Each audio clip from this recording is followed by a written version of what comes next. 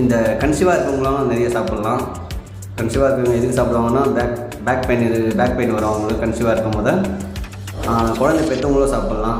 Over driving பண்ணுறவங்க, car ஓட்டுறவங்க, bike ஓட்டுறவங்க, லாரி ஓட்டுறவங்க, பஸ் ஓட்டுறவங்க நிறைய பேர் வந்து இது மீனை எடுத்துக்கலாம். ஏன்னா இது வந்து அவ்வளோ வந்து பெயினுக்கெல்லாம் ரொம்ப நல்லது.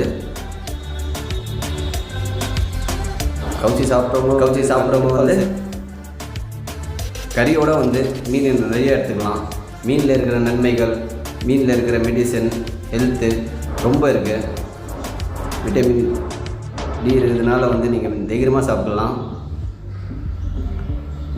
இந்த மீனை வறுத்தா அவ்வளோ டேஸ்ட்டு கிடையாது. எந்த மீனை பொறுத்த வரைக்கும் நீங்கள் ஃப்ரை பண்ணிங்கன்னா அதோட விட்டமின் குறைஞ்சிரும். ஏன்னா குழம்புல தான் அதோட டேஸ்ட்டு தெரியும்.